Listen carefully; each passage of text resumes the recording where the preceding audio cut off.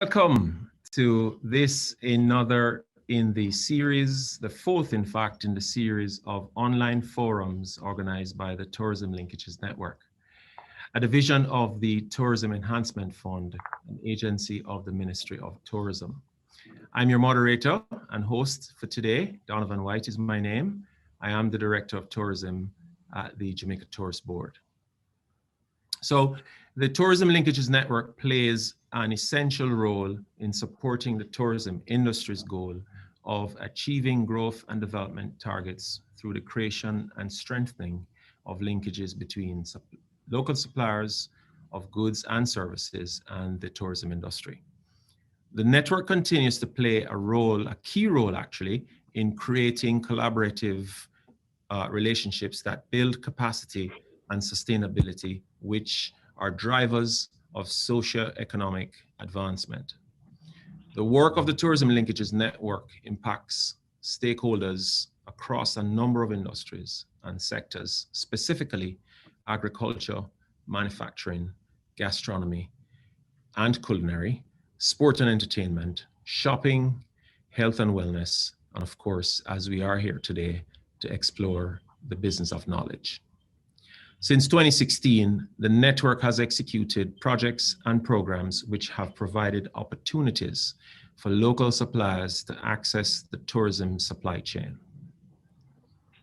The knowledge network, of which we are exploring issues with you in this series of webinars, is in keeping with its objective to foster the growth of the tourism knowledge economy, has engaged in the development of strong intellectual and practical partnerships and linkages from which knowledge can be leveraged and applied. The summer tourist season of 2021 will be a pivotal period in the reopening of Jamaica's tourism industry. And as such, initiatives that stimulate and support a strengthened tourism product through strategic information leveraging will be absolutely critical to its success. This week, our focus turns to the business of cruise and in particular, homeporting and the benefits to Jamaica. We're going to be joined today by a very distinguished panelists, a group of panelists, group of persons, led by the Honorable Dr. Norman Dunn. He's a Member of Parliament and State Minister in the Ministry of Industry, Investment and Commerce. Welcome, Dr. Dunn. Ms. Joy Roberts, who is our Executive Director of the Jamaica Vacations, by short JAMVAC. Welcome, Joy. Mr. Mark Hilton. Mark is the manager for the Falmouth Cruise Ship Terminal. Welcome, Mark. Ms. Olga Gomez Garcia, who is the Operations Lead Specialist at the Inter-America Development Bank, IDB. And Mrs. Amiga Breeze McNabb, Executive Director of the PSOJ, or the Private Sector Organization of Jamaica. Welcome, Amiga. So, ladies and gentlemen who have joined us today, we welcome your presence with us. We welcome your engagement in today's forum. We ask for your questions later on, because we want to make this as interactive and incisive a session as we can make it. And so we need your help to ensure that we delve into all the important issues to explore this business of cruise homeporting and the benefits it potentially will create and can create for Jamaica. So in kicking off, I'd like to introduce first and foremost, if I could get to his very illustrious biography. Forgive me, Minister, if I don't go through all the details. It's about several pages long. I'm just kidding. I'd love to introduce you, first of all, to our distinguished Minister, Dr. Norman Dunn. with a middle name like Alexander. No wonder he is such a gentleman and the kind of person that you would want to stop on the street side and have a quick conversation with. Dr. Dunn is a pharmacist with over 30 years experience in that field. He is also a successful businessman and owner of 8 retail pharmacies in Jamaica. This feat makes him the operator of the largest number of private pharmacies, the Supermed Group, which was nominated and received third runner-up for the National Commercial Bank's Nation Builder Award. The business has received numerous awards through Caribbean Association of Pharmacy as well. And so Dr. Dunn is very well acclaimed in his business achievements. He has also received the UTEC SIPAR Alum Award for Entrepreneurship. His success as a businessman has allowed him to be featured by both the local television program Profile on Television Jamaica and NCB Business magazines. Dr. Dunn has presented at numerous local and regional conferences on topics such as the pharmacy economics and advancing the business of pharmacy. His recent venture was representational politics as with the Jamaica Labour Party and was caretaker for Southeast St. Mary. His current professional affiliations include the Ministry of Industry, Investment and Commerce, representative of the Southeast St. Mary constituency, and of course, he is a Justice of the Peace. Dr. Dunn received his first professional accreditation with a diploma in pharmacy from the former College of Arts, Science and Technology. We used to call it just CAST. He then, which is, by the way, now, folks, what you know as UTEC. You have to make these assertions, Dr. Dunn, because there are some folks out in Cyberland who weren't around when CAST was CAST and only know UTEC, so we have to tell them these things. He then pursued and achieved the Bachelor's of Science degree in Management, Accounts and Economics, and a Master's of Science in International Business, both from the University of the West Indies, Jamaica. An ardent scholar, he returned to school and obtained both the Bachelor's of Pharmacy and the Doctor of Pharmacy degrees from the University of Technology. Dr. Dunn, I welcome you to the forum today to talk about homeporting and the benefits to Jamaica, and I now turn over to you.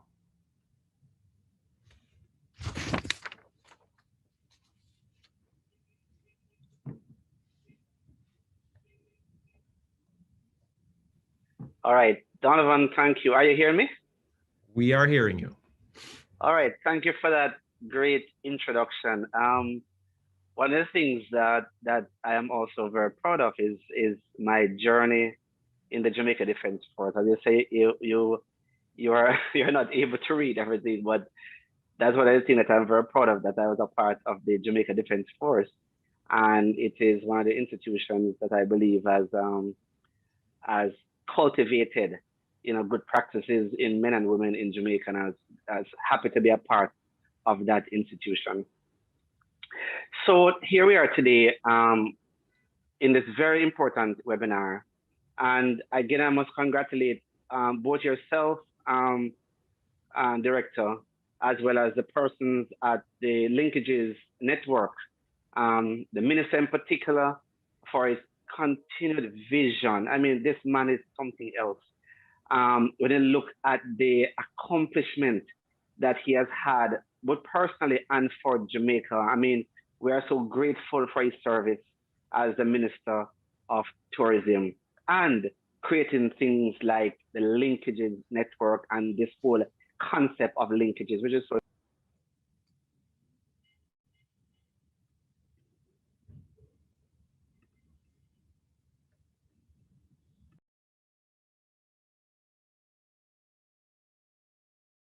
especially now more than ever, because I mean, tourism is by far one of the greatest businesses that a country can offer to the citizens of the world.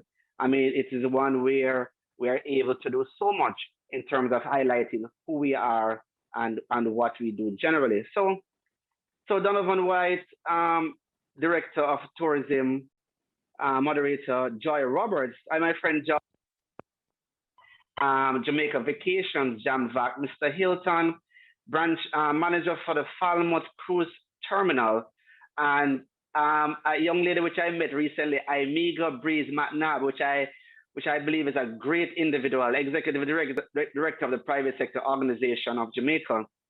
Mrs. Olga Gomez Garcia, operations lead specialist, Inter-American Development Bank, and of course, special invited guests. Good afternoon, ladies and gentlemen. So I'm pleased to join you this afternoon to contribute to this vital forum with the goal of furthering and fostering an effective governance and operational framework that strengthens the tourism knowledge economy to support economic growth and development. Through effective joint up government practices, the Ministry of Industry, Investment and Commerce is eager to provide the support in the ongoing development of strong partnerships to be leveraged and applied in anticipation of the full reopening of the Jamaica tourism industry. One such initiative is the deployment of our cruise home porting strategy and the benefits to Destination Jamaica as a part of the tourism recovery plan. So let me do a little background and to put things in the context, Donovan. Now, home porting provides a significant transformative opportunity for Jamaica's local cruise ship industry, which has perhaps been the hardest hit subsector within the tourism industry. As a matter of fact, the cruise industry has illustrated its ability to rebound after serious economic downturn.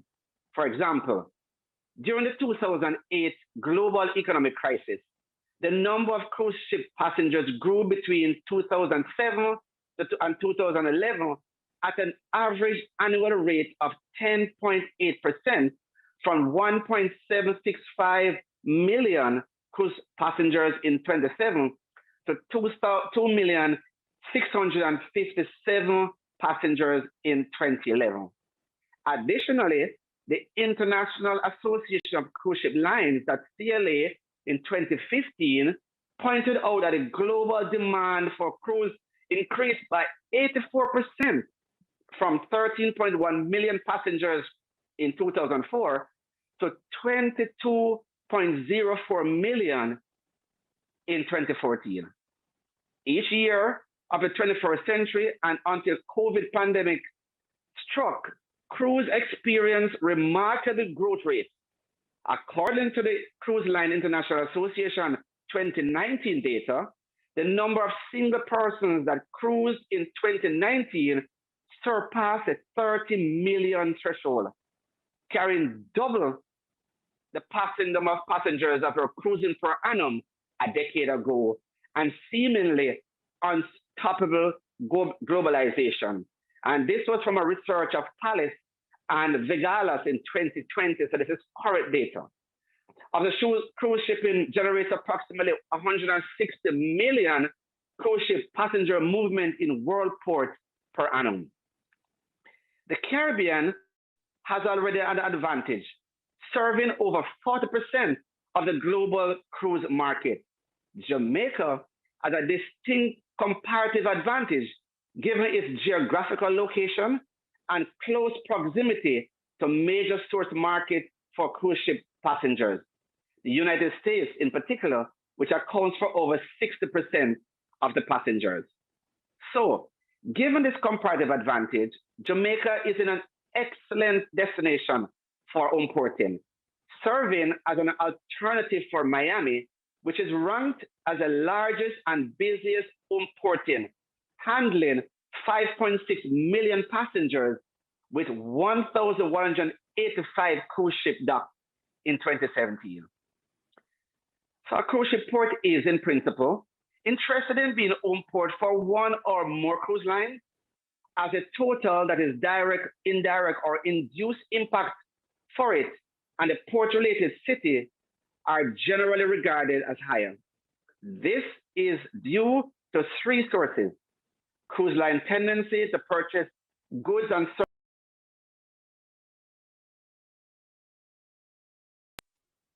services, longer stay at city and overnight at local hotels, and of course, cruise member spending.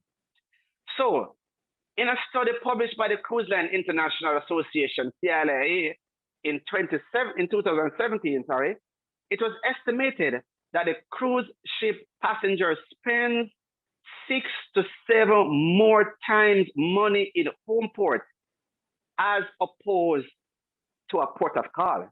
And this is very important.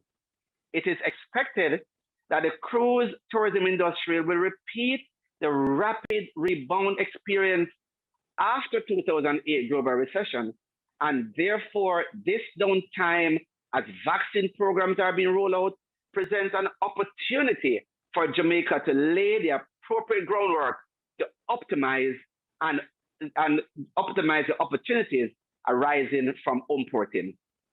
So, Director, what are some of the successes of homeporting stories? Research at the Port of Barcelona estimated that an average of 202 euro spending per cruise ship passengers hosted in Barcelona with an overnight stay in an hotel compares to a respective 57 euros average spending of cruise ship passengers without an overnight stay, and an average of euros 156 spending of a holiday tourist in the city with an overnight stay. So you can see that cruise ship passenger spends much more if it's actually homeporting in that port. So Barcelona receives euro 315.8 million from cruise ship passenger spending, 121.2 million from cruise line shopping and fuel supply services, provisions, terminal services, travel, and cruise spending. Recently, Bermuda Tourism Minister Lawrence Scott announced an initiative that could see 3 ships homeporting in Bermuda with an anticipated $40 million injection into the Bermuda's economy, creating at least 60 new direct jobs. So look at the port of Tallinn. They have one of the highest rated cruise destinations in the Baltic Sea. Profit reached an all-time high in 2019 of 44.4 million, an increase of 20 million euros the year before. Despite the corona pandemic, the port's revenue was 28.5 million euros in 2020. Isn't that remarkable? So, based on the 2018 data, of the 3.2 million foreign overnight visitors that Estonia received, 65% spend the night in Tallinn, leading to 2 million people. Tallinn also received a huge number of one-day visits, including myself, who has visited that port. Tallinn received huge numbers for one-day visitors. Of these one-day visitors, 635,000 were cruise ship passengers. And this information is from a Tallinn City Enterprise Board and Tourism Department in 2018. So a total of 6 million foreign visitors brought in a total of 1.9 billion euros in 2018 alone, which is an increase of 4.6% compared to 2017. To put this in context for Jamaica, Tallinn residents is only 435,000 in that population. So what are the direct benefits for homeporting for Jamaica? It's obvious: increased air transport. This will contribute to high levels of income generated from passenger tax to fund tourism development, including the TEF. Jamaica now collects US $20 per passenger who lands in Jamaica. So the TEF, which is excellent track record of how it engages projects and transformative projects in Jamaica, would be a direct beneficiary, and by so, the inhabitants of Jamaica would be a direct beneficiary once we collect more of that visitor's arrival fee of $20. Of course, there's increased local production for cruise ship supplies. This provides an opportunity for greater integration of our MSMEs into the global supply chain and expanded opportunity for local supply of value-added goods and services. The supply of manufacturing goods, and especially our agribusiness goods to cruise ship passengers, has a ready connection to achieving the objectives in our 5-year manufacturing strategy to increase local manufactured output to US $81 billion by 2025. Through this mechanism, manufacturers have provided an additional market for their goods, which should result in increased production and related multiplier effects, such as job creation across several input industries right across Jamaica. Beverages, alcoholic and non-alcoholic, and bottled water, as well as the ships taking on just natural drinking water, remains one of Jamaica's most valuable exports. A strategy to promote access by local goods manufacturers to the product requirements, restocking schedules, and standards for supply of these products to the cruise ship should be negotiated as a part of any arrangement for home porting in Jamaica. The potential for supply to these vessels should be promoted to local manufacturers through targeted international sessions, which the tourism linkages stroke manufacturing technical working group could do. This could be similar to the speed networking event used in the hotel industry. Fresh fruits and vegetables are also key targets for input for the expansion in exporting, providing farmers with a steady market, thereby expanding the attractiveness of agriculture as a viable investment opportunity. Additionally, craft items.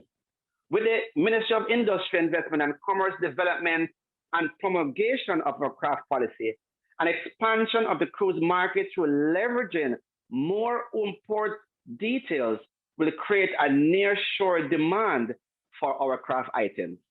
Additionally, the opportunity also presents for the supply of coffee, world-known Jamaica Blue Mountain coffee, to these vessels.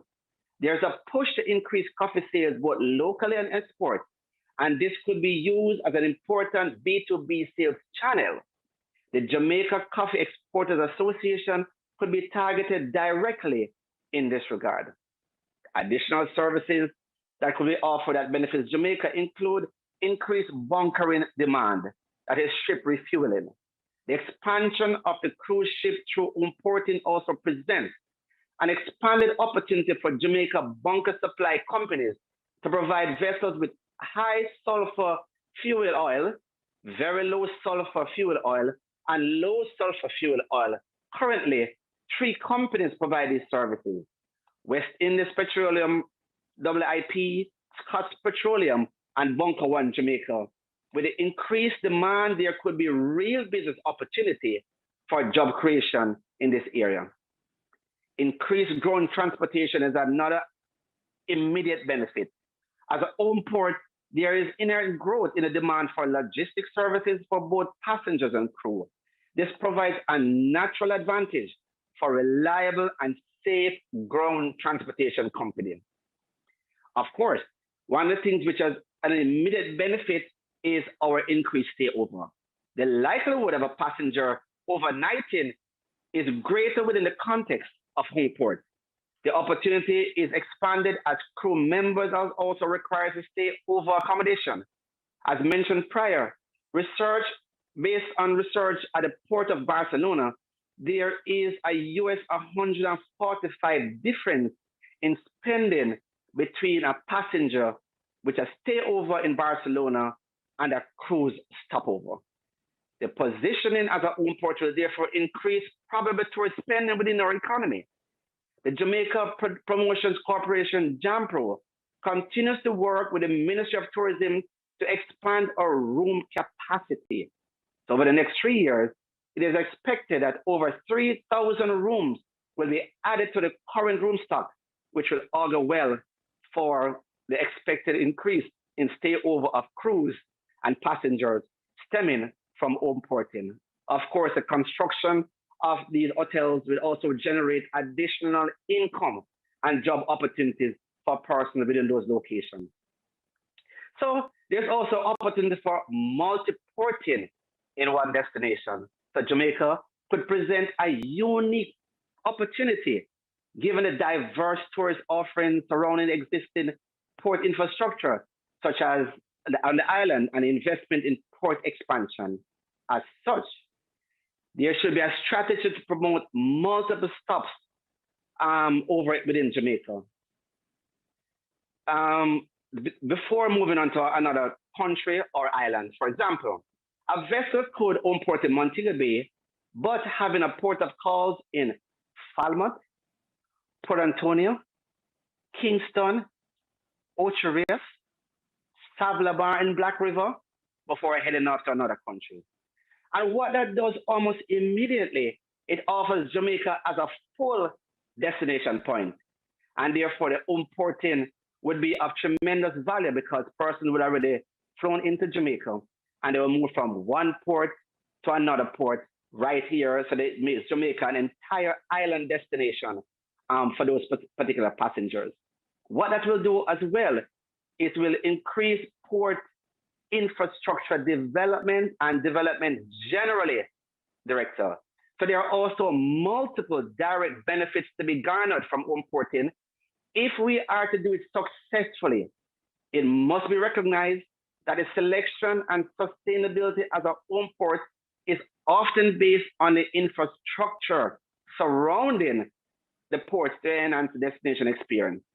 The resulting infrastructure investment will also have great benefits for better road, transportation services, retail, upgraded sewage systems, technology, and entertainment, thereby creating more jobs immediately for Jamaicans with positive macro and micro influences. But what it does as well with these port expansion projects is that there's a tremendous knowledge transfer that takes place between the persons who are expanding the port and the local persons who would have gained employment in those ports. So therefore, we would be beneficiaries of those knowledge transfer and allow us to do things much different than we currently do. So a successful strategy is a targeted strategy which is required and is required to guide Jamaica exploitation of the opportunities present in the cruise home porting framework. I suggest a study should be commissioned, funded by TEF, to determine the areas with greatest potential for incorporating the cruise home porting ecosystem to determine prioritization. Importantly, it is with this session, the development of strategies must take a cross-ministerial public and private sector joint up approach that will contemplate and develop a 360 build-out concept. There's also need to ensure that airlift capacity is also pursued aggressively to ensure that successful landing of home porting contracts can be serviced with a commensurate growth in airlift services.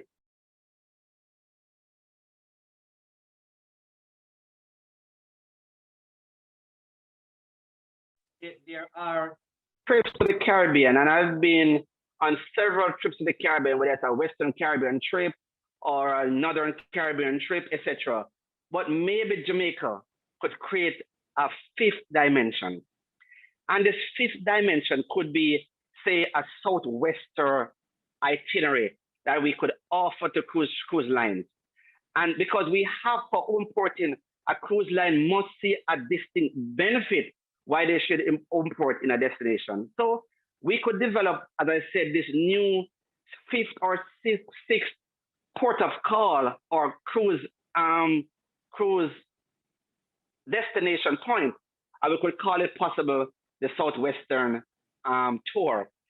And we will buttress this by calling the Flavor Islands.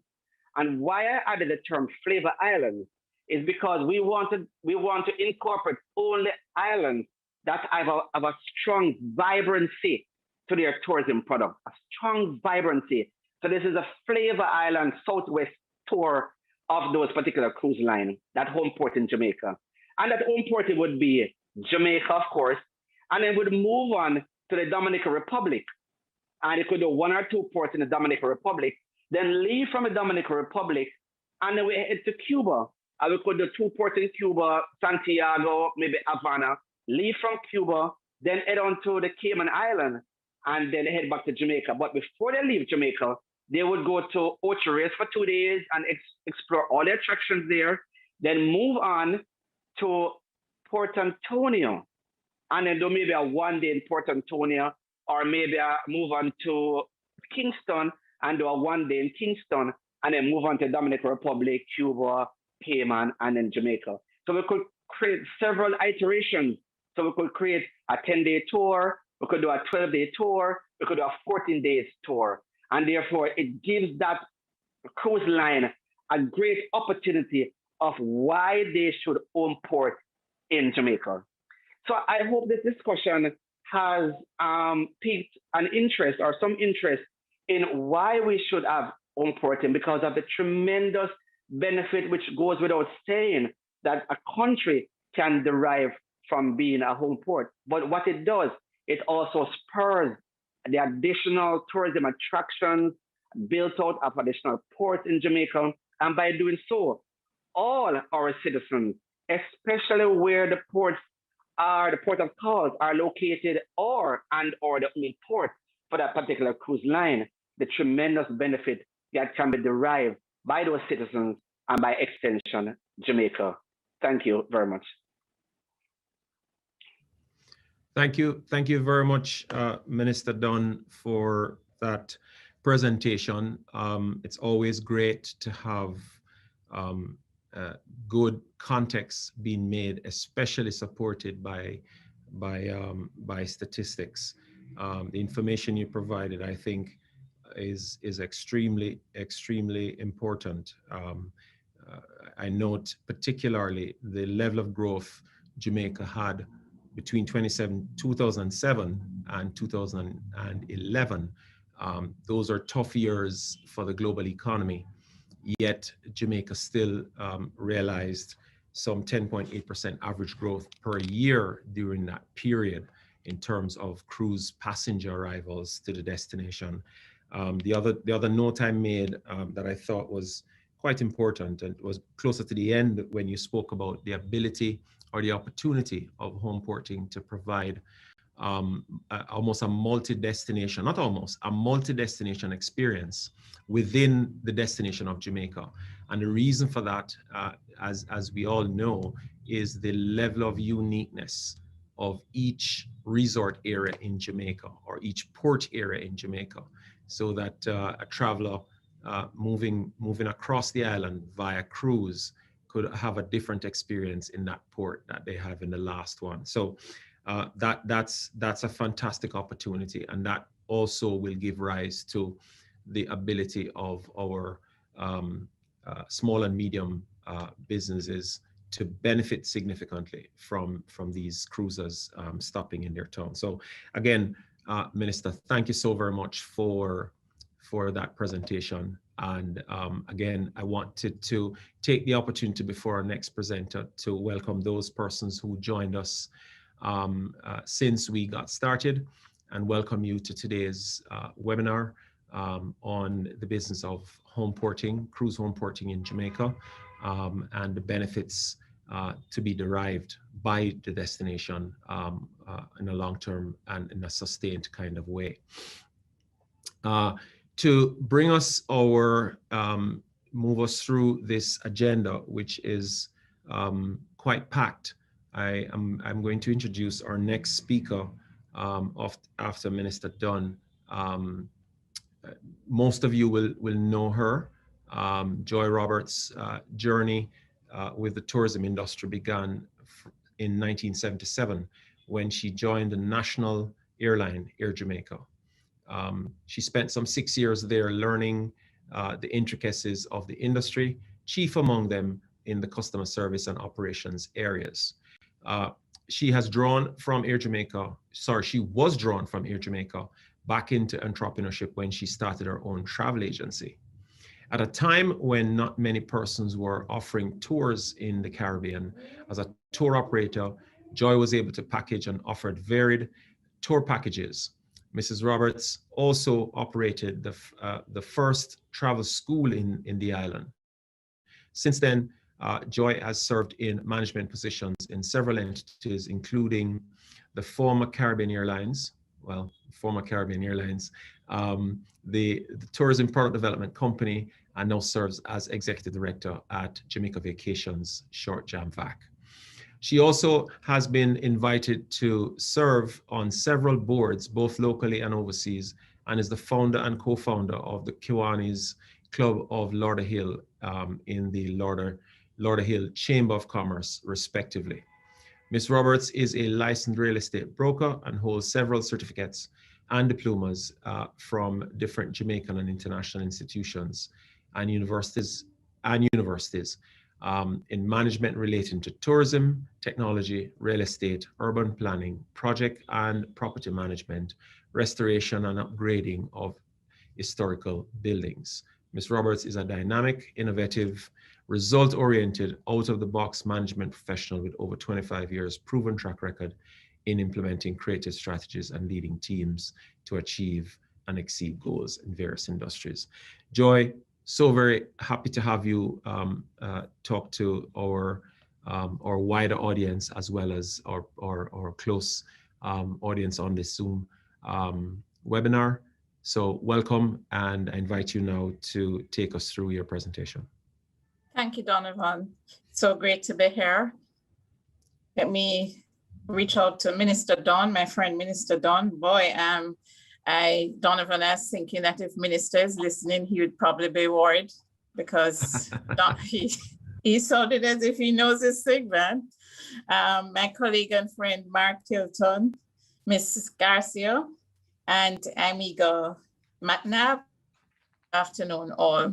Good afternoon to our audience. I'll just take you through my presentation. Cruise home porting benefits to the destination, Jamaica. The cruise industry in the Caribbean has shown continued steady growth. We heard Minister Dunn spoke about some of the, well, actually recall some of, and over the past decade, we have moved from 17 million passengers in 2007 to over 30 million passengers in 2019. That's almost 100% increase. The cruise expenditure region in the Caribbean was in 2018 was 3.36 billion. Direct employment in the industry 78,954 persons, and total employee wage income was $902 million US. For Jamaica, in 2019, we received some 1,553,000 passengers, and the expenditure for passengers was US $160,225,670. In Jamaica, a study was done in 2017-18, and I have no doubt that these numbers are much higher prior to the pandemic. Direct employment in the industry is 8,193 persons, and the total wage income was estimated to be about US $56.57 million. So what is home porting?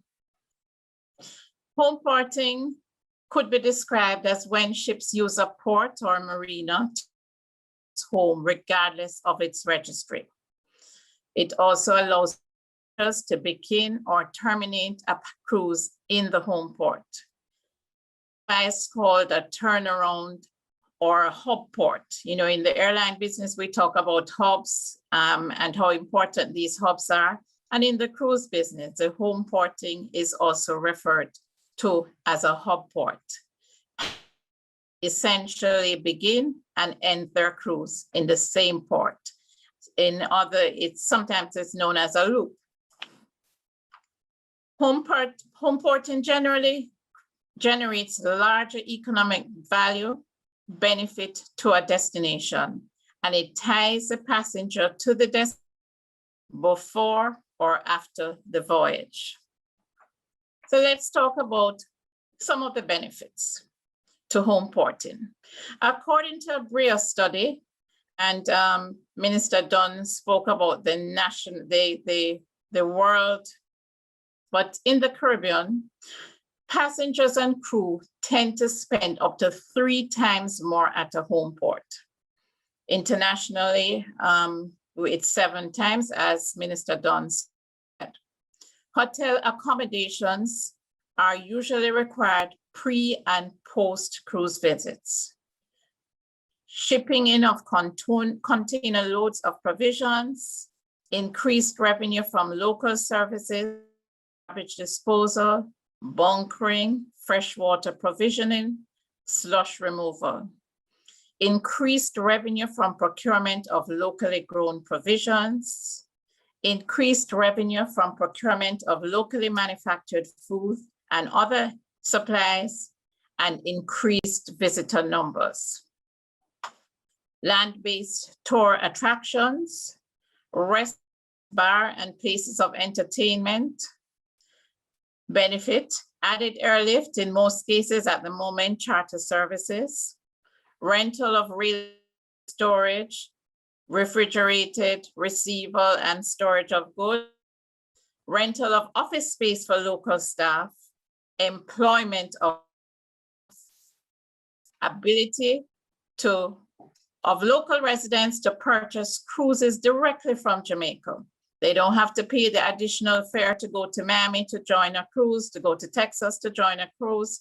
They can join right here in Jamaica. The ability of local travel agents to sell cruises on the island. You know, cruise agents make a lot more money on commissions than they make on airlift. So that is a big advantage for our clients. Hotel accommodation for crew. Ability of guests to participate in more activities on island as home porting vessels stay in port longer. Usually a home porting vessel will stay up to 8, sometimes 10 o'clock in the evenings. So the passengers have the ability to enjoy their day on the ground, go back, eat, have dinner on board, and then come back out and go to a club or some restaurant or something like that. For over 2 decades, Jamaica has offered home ported facilities at its Montego Bay port. Until recently, the main cruises are TUI Cruises UK, which have the main ships, and the Marella Cruises. AIDA Cruise Lines also, who is a cruise, one of Carnival Cruise Lines, subsidiary cruise lines, they also have voyages out of here. The determining factors for choosing a home port: ease of passenger access from principal markets location. We have that. Access to good support, especially medical. Access to fuel and water. You heard a little from Dr. Dawn earlier.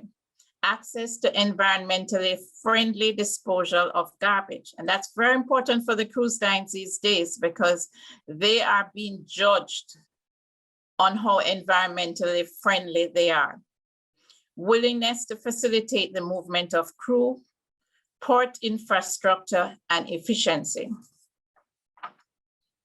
Accessible airlift, proximity to the airport, ability to handle of passengers simultaneously, locally available transportation, security, we spoke about the medical facilities earlier, ease of travel to and from. So your road network your control of traffic is very important.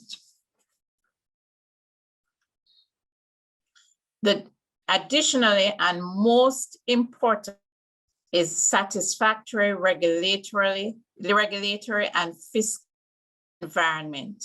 They need to, cruise lines want to know that the agencies and ministries are all going to be working with them, and that their regulatory processes, the bureaucracies, and that sort of thing are removed. So those ministries include the Ministry of Health and Wellness, the Ministry of Agriculture and Fisheries, the JDF, the DCF, the Ministry of Economic Growth, the Ministry of Transport, and the Ministry of Labor and Social Security. Finally, Napoleon Hill, one of my mentors, has said, every adversity, every failure, every break carries with it the seed of an equal or greater benefit. Today, we've just coming out of a crisis over the last 15 months for cruise, and it has shown us that there are benefits. We just looked at some of the benefits for homeporting. We heard earlier of some of the benefits for homeporting. In the cruise industry, we have seen that there is great benefit in investing time, energy, and resources in cruise homeporting. We have already, under the instructions from Cabinet, Dr. Dunn, you spoke about that committee. Well, we have already, under the instructions from Cabinet, started preliminary around the execution of a cruise homeporting policy, which will be the Ministry of Tourism under the direction of Mr. David Dobson, our technical director. There is no doubt that Jamaica stands to benefit in a more holistic way from cruise homeporting, and we will need all hands on deck. I say thanks to the Tourism Linkages Network, led by Carolyn Matt and my colleague, Dr. Kerry Wallace, for arranging this so vitally important. I'm sure that the discussions this afternoon will start blazing the trail in ensuring cruise tourism will be able to contribute more to the stronger recovery of Jamaica. Thank you all.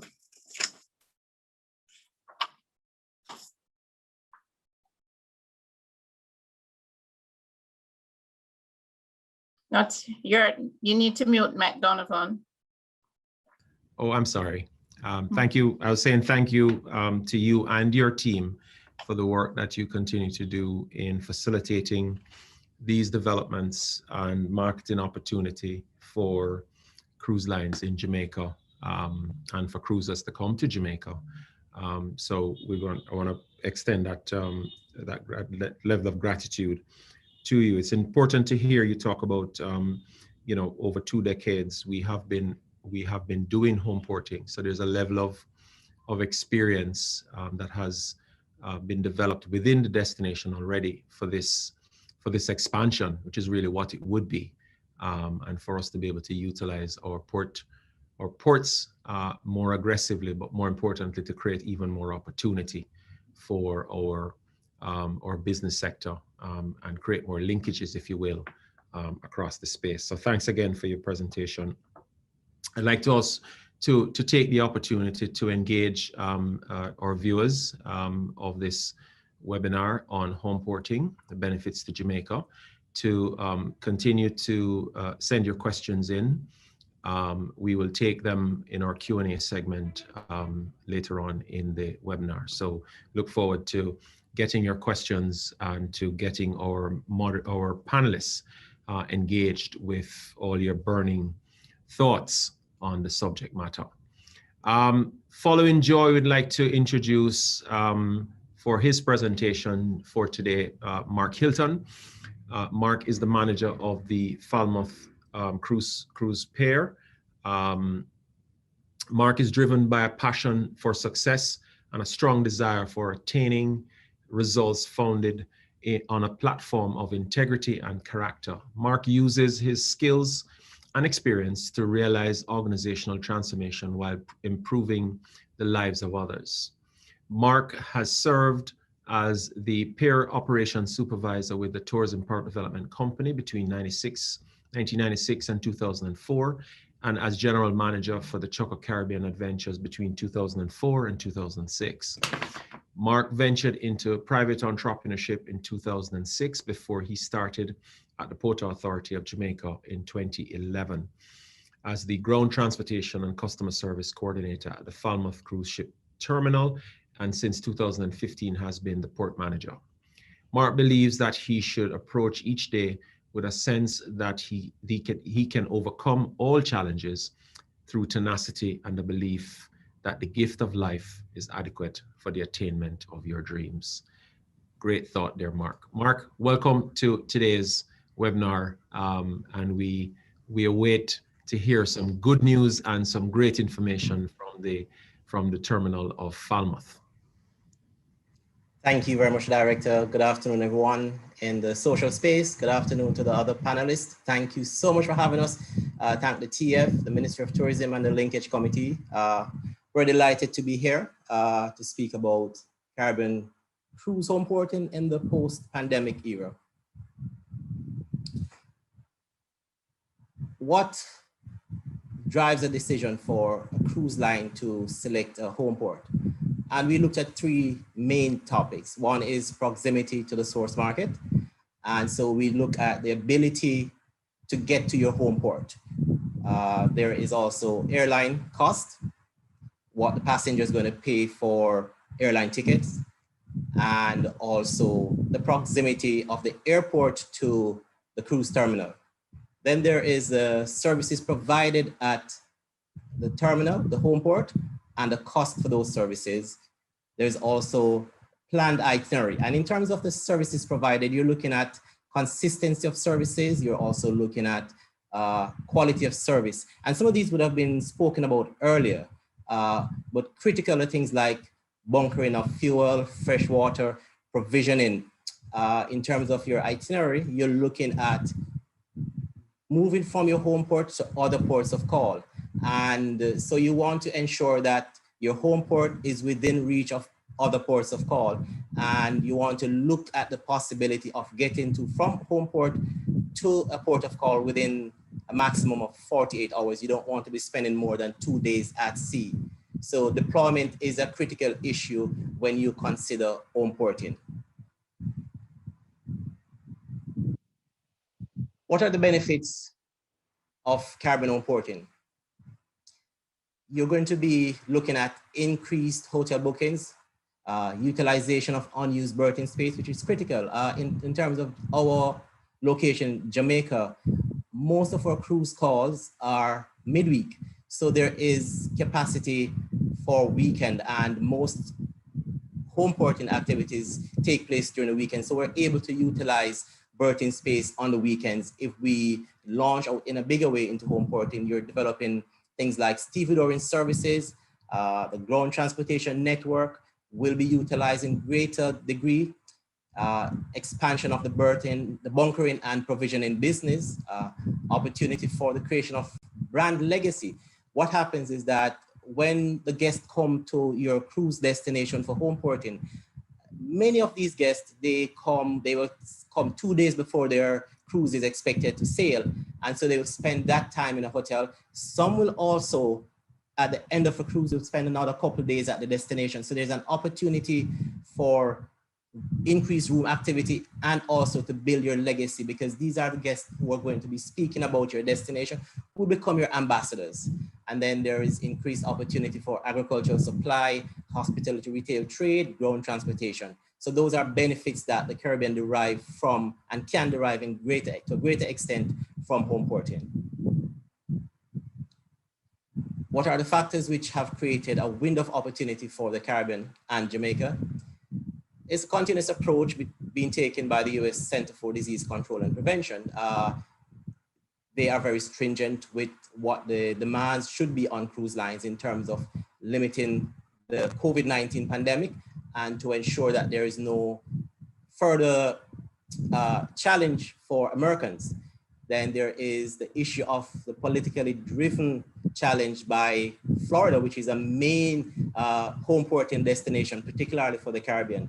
And so there's that challenge. Then there's the ability to facilitate humanitarian support and arrangement for preparation of crew, repatriation of crew, and a safe haven for idle ships. One of the things that has taken place during this pandemic is that lots of the ships have gone into what is called cold storage or cold layup in destinations throughout the Caribbean. Jamaica has been one of the targets for that. We haven't had it yet, but discussions had taken place. And so the Caribbean and Jamaica offers that opportunity too. Jamaica's Advantage. What are Jamaica's advantages as a home porting destination? We have world-class international airports. There are 2 airports which are pretty much 45 minutes in driving time between the airport and our cruise terminals. Any of the cruise terminals, whether it's Montego Bay or Falmouth. On the other side, it's Kingston, Port Royal, and Oteres. There's pretty much a 45-minute drive, and so that's an advantage that Jamaica offers. The ability to process passengers efficiently.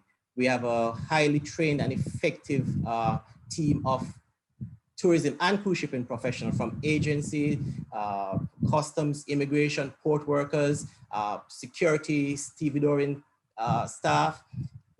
They're highly trained and they're well experienced. You would have heard about over 20 years of home porting services, which would have developed the capacity of our people.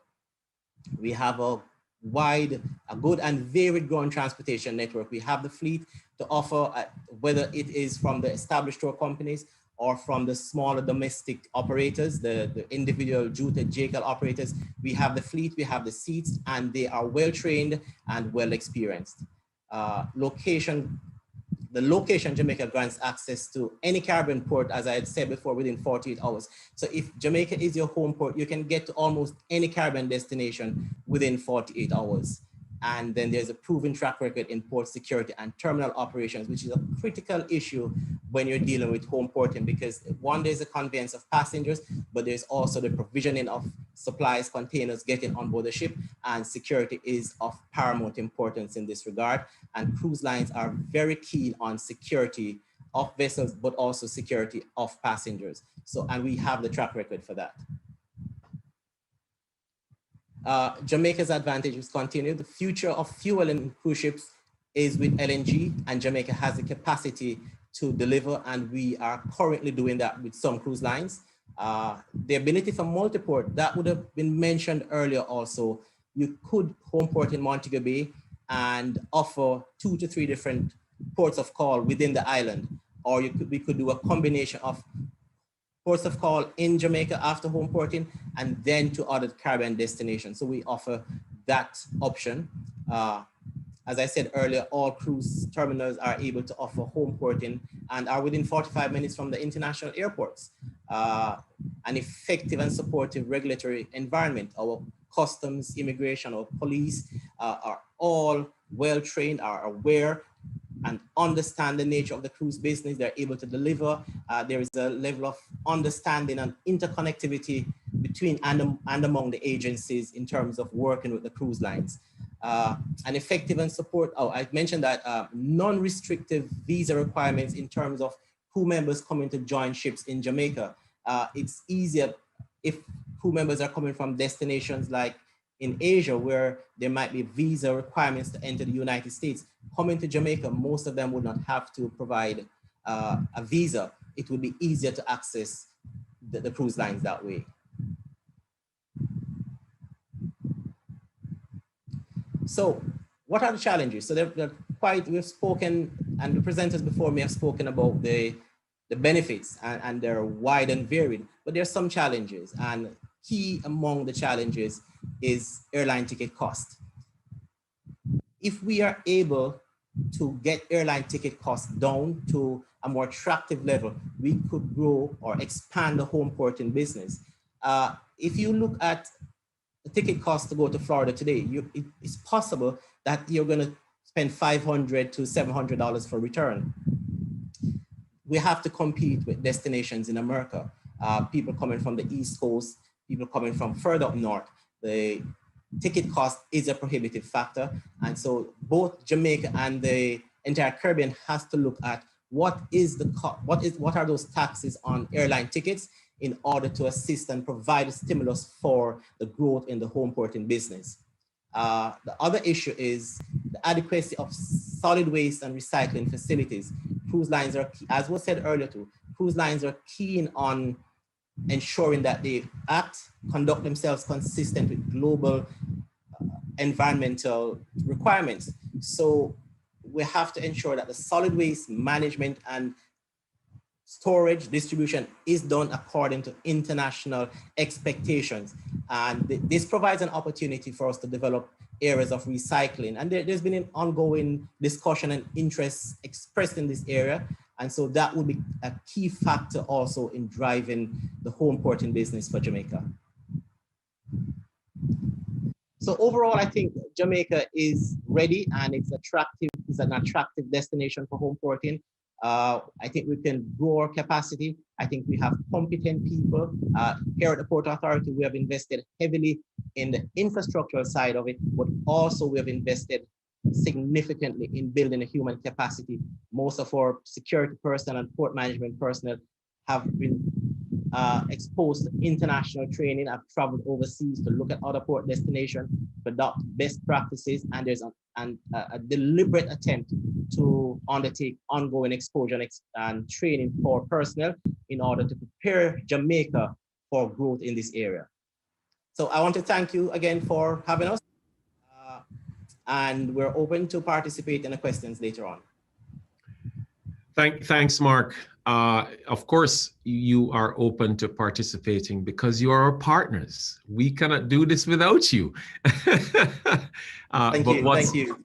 What is clear and evident so far from all the presenters is that there is a real and present opportunity for Jamaica and indeed for the Caribbean to be able to take a forward step, a really big forward step in moving this kind of business into our tourism ecosystem, so that we can not only benefit from the business of arrivals and destination earnings, but also more, and probably even more importantly, the opportunity for real linkages expansion in terms of creating opportunities for businesses in Jamaica and indeed across the region.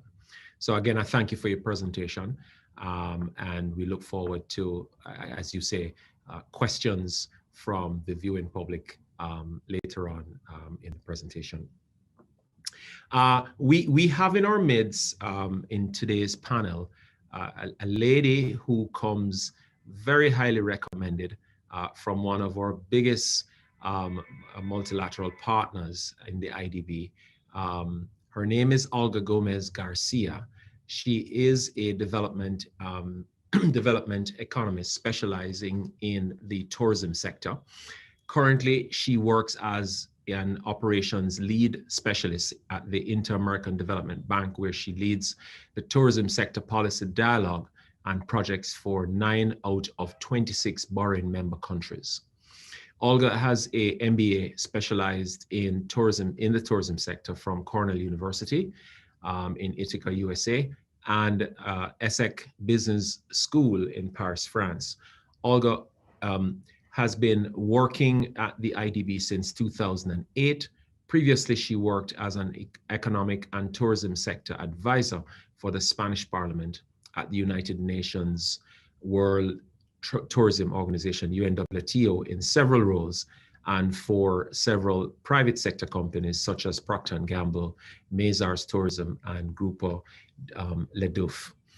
Olga taught tourism economics, tourism business management, tourism corporate strategy, and tourism strategic marketing at Universidad Antonio de Nebrija at their graduate and undergraduate programs, and tourism governance and destination management at the Spanish Public Administration Institute. Olga, a very good afternoon to you and welcome to today's forum. We look forward to your usually bright and erudite presentation as you take us through your thoughts on this particular subject. Over to you. Thank you so much, Mr. White. Thank you so much, Donovan. It's such a great introduction. So I think, I'm very pleased, I'm very honored to be here with you guys today. I think it's an amazing opportunity to talk about this very important topic. And I think the former speakers have already introduced the topic quite thoroughly and quite, so I have now the challenge to don't sound redundant and trying to incorporate some other aspects. It's gonna be a challenge, I have to say. But anyhow, thank you so much. I just put together a very small presentation with few slides. Some of them I'm not gonna go through them because I think they were already very well presented. So in terms of the numbers, in terms of the growth of this sector, but please let me just share my presentation very quickly.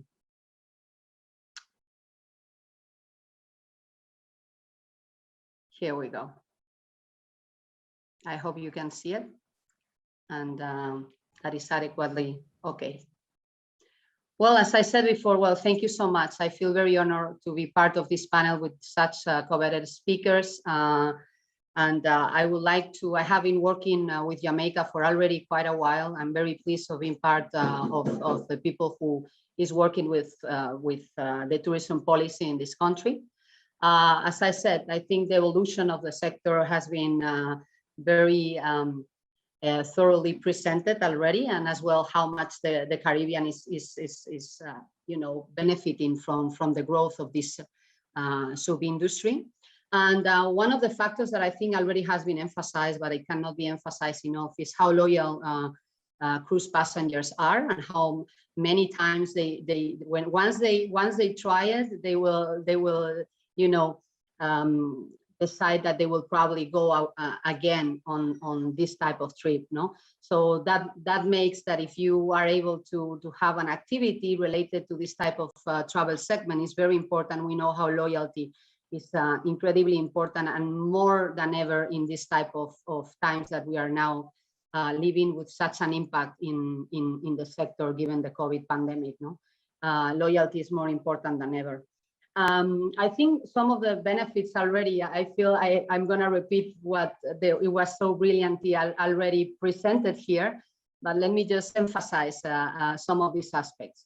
I think one very important point is that cruise ship stays, sometimes this type of segment permits to explore some destinations that some market segments might not explore if they don't go in a cruise, right? So it provides security. So we feel more adventurous if we already know that this product is gonna take us there, they are gonna show us, they are gonna guide us to the destination, and then we are gonna return to our experience in the cruise ship. So that might attract, being a cruise home port might attract specific market segments that it might be, a point of entry for some demand segments that might like our destination and might decide that they want to explore further what Jamaica has to offer, which, as we all know, is a lot. And it has a lot of very interesting destinations and amazing factors of attraction that could prolong the stay and generate the demand for additional visits. I think in general it has been proved, and there are many research papers that have proved that it improves airlift connectivity, which I think in any case is very important. We know that during this pandemic, airlift connectivity has been damaged considerably. We know that we have some numbers from ICAO and other agencies showing the drop in terms of international seat capacity and how much that affects the accessibility to the destination. Even when demand might be ramping up, if we don't have that airlift connectivity, we might suffer from it. So it creates synergies and cross-selling capacities from other segments. It creates, obviously, and it was mentioned as already, opportunities for triggering potential pre and post cruise visits, and that could have a very important impact and expand as well the geographical footprint of the tourism activity, not only in the destination, but in nearby destination. And I think that is a great benefit that clearly provides an advantage versus other type of port activity. It generates, and it was as well mentioned, so sorry again, I feel I'm very repetitive, but it was very brilliantly explained before, just to emphasize it further, additional business opportunities for local service SMEs, not only from cruise passengers, but as well crew members and the cruise companies itself. On average, it was mentioned already as well, it creates a much higher economic impact. And one thing that I maybe I missed, but I think it was not emphasized enough, and I will be able to show some of the numbers, is that it's not only that it has a higher expenditure and a higher economic impact, but the type of expenditure is much more beneficial to the destination. It has a much higher multiplier effect. We know that there are some challenges with some types of cruise passengers in the sense of how their expenditures might look like in some transit ports, ports of transit, that might have a lesser impact because of their type of the shopping activities. There are a lot of imports.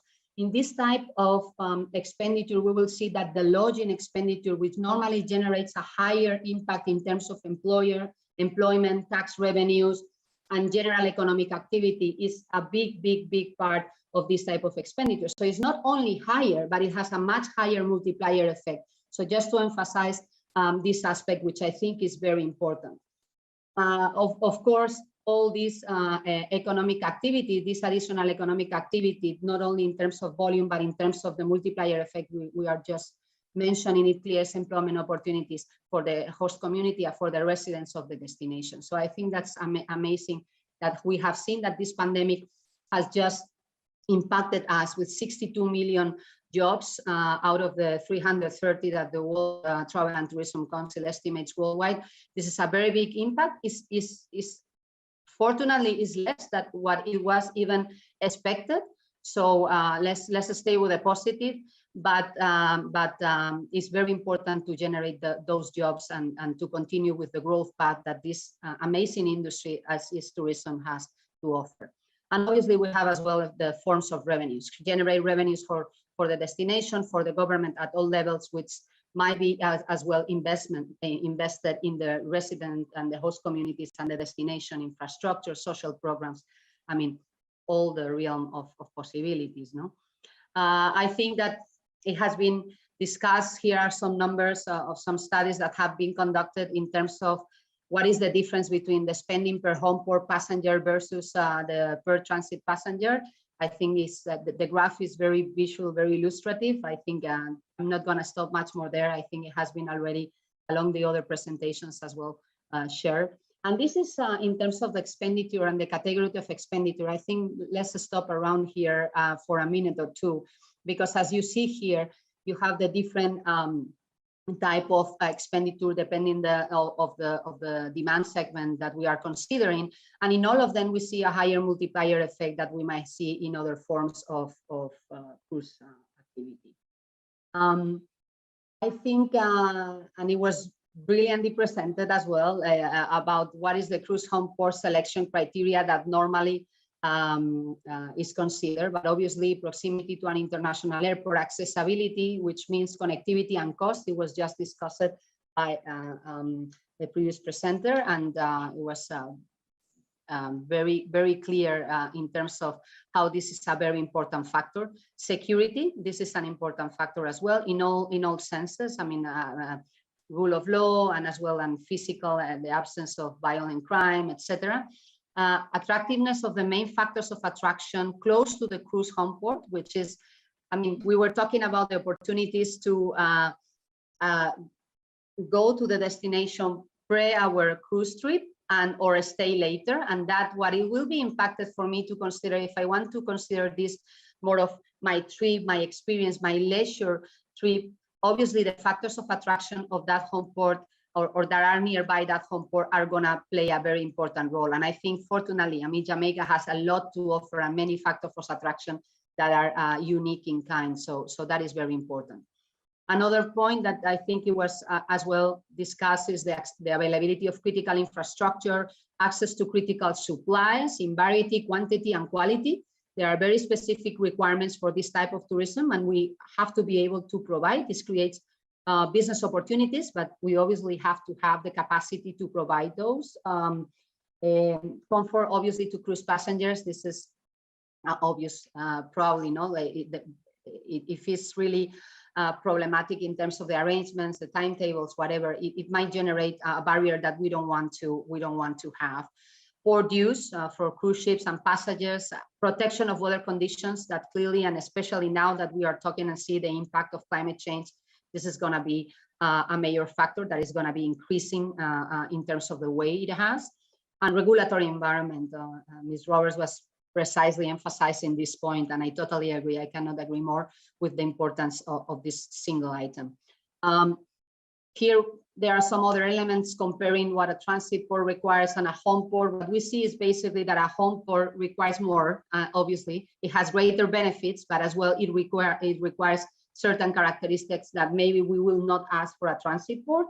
I think we have discussed already that there are some potential challenges, and I think some of them were discussed as well. Obviously, the environmental challenges. We know that we have a more environmental conscious traveler, so we have to really assure that we are going to communicate that all those mitigation measures, all the investment that the industry is making in order to prevent the environmental challenges that had been identified previously are adequately communicated, and how everything that the industry has been doing, all the investments that they have been provided in order to improve the technology, to minimize and to reduce the environmental challenges are properly as well communicated, because it's not only a question of obviously for the destination and the importance of being environmental friendly by itself, but as well to communicate, because we have a much more aware demand, and this is going to be a key factor for them. And as well, in those destinations that this is not taken care of, we have seen that some other factors of attraction that we were mentioning that are nearby might be, potentially in danger, and we obviously want to avoid that. But I think that was covered, and it's clear that it has been planned.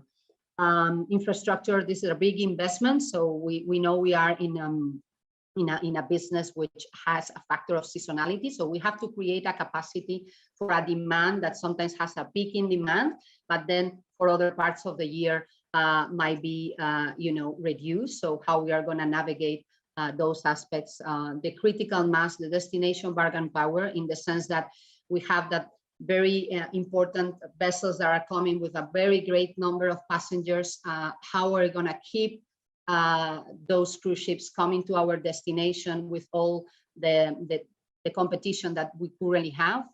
How we can reinforce our the destination bargaining power, and the impact on other forms of tourism. We know that when this is not only for this type of tourism, it's for every type of tourism, right? So there is even in a specific, for example, in terms of surf tourism, there are different types that the demand segments like to surf, and sometimes the styles are different, and they interact, and they might have an impact on their experience as a destination. So this is the same in terms of the type of experience that a cruise passenger might be willing to have versus other forms of tourism. And as well, in terms of the airlift connectivity and capacity that we were mentioning, if there are some times that that growth and that improved connectivity, when there is a very high peak of demand for maybe this type of form of tourism, that it will not crowd out some other form from tourism that could be very beneficial as well for the destination. And finally, the only last point might be the host communities. Some studies have shown that we have as well to be very mindful of host communities, as they as well are a part of the tourism experience. And of course, we want that all the benefits of the destination, they will be able to of course, profit as well from those opportunities. So basically, just saying that this is a great opportunity. We concur and we agree with all what it has been presented today. Our only maybe point of recommendation will be to incorporate any plan of developing this type of activity within the destination competitiveness studies, plans, and strategies that you are currently developing. We are very glad that we are partnering indeed with the Ministry of Tourism. We have technical cooperation under execution, and we have already been able to make a lot of diagnostics analysis, and especially adapt those to the COVID situation. So I think my recommendation will be that amazing work that the ministry is leading, that we are able to as well incorporate with this type of activity, not as an isolated analysis, but within the realm of the destination analysis. And then potentially those risks that already have been identified and that already have been discussed, that there are some mitigation strategies, obviously, that they are taking into consideration. And I think that will sum it up. Just congratulate all the presenters and the government for this incredible event, initiative, and everything that has been discussed today, and say that the bank is here to help in whatever and to contribute as a partner, as we have been for the last years. I mean, for so many years, the last years in my case, for Jamaica's development. Thank you so much. It was a pleasure being here. Olga, thank you so very much. Very great, very good presentation, as we have come to expect from you and from the bank. And I'm sure, as you rightly said, the presence of the IDB in our tourism ecosystem and working with our partners and working with the government to ensure that our partners are equally facilitated has been a strength of ours, and we want to assure you that we will continue to build on those pillars that we've already laid down to work forward, certainly on this project and so many others that I am acutely aware of that are in the pipeline. So again, thank you for that presentation today. Again, before our last presenter, which is a very good friend of mine, an astute businesswoman, and somebody who I've grown to have a tremendous amount of respect for. Just want to remind our viewers out in the social spaces to pipe your questions in. We will take them after our next presenter, and hopefully we will continue the dialogue on this particular subject, which is homeporting and the benefits to the Jamaican economy. Our final presenter today is a lady by the name of Amiga Breeze McNabb. And those of you like me who have worked in so many of these membership organizations across the private sector cannot escape knowing Amiga. Amiga is the executive director of the Private Sector Organization of Jamaica, a position she has held since January of this year. Mrs. Breeze McNabb is known for her extensive experience in building membership organizations through partnerships and for her innovative skills in fostering constructive relationships among stakeholders. She previously served as executive director at the Jamaica Manufacturers and Exporters Association, that's JMEA, where she had overarching responsibility for managing the operations and policy direction of the organization as well. While at the JMEA, she made significant impact in the areas of policy and economic development, particularly in the fields of manufacturing, export, and trade relations. Some of her product achievements during her tenure at the helm of the association include expanding the reach and impact of the biannual trade show, Expo Jamaica, integral participation in negotiations that helped manufacturers to retain incentives, and providing operational leadership for the amalgamation of the Jamaica Manufacturers Association, then JMA, and the Jamaica Exporters Association, JEA, to form JMEA. Mrs. Breeze McNabb grew in the quaint parish of Hanover in the fishing village of Sandy Bay. She obtained her Bachelor's of Science degree in Political Science with a minor in Economics in 2002, and later read for her Master's degree in Governance at the University of the West Indies. She has also been trained in Executive Director Leadership, Environmental Quality Management Systems, as well as Market Intelligence. Happily married, of course, to Alan McNabb. For 14 years, the duo enjoys playing outdoor sports, tennis especially, together, as well as watery adventures and traveling to exotic locations, both locally and internationally. Amiga, good afternoon and welcome to the forum. As usual, you're looking your beautiful self, and we look forward to your presentation.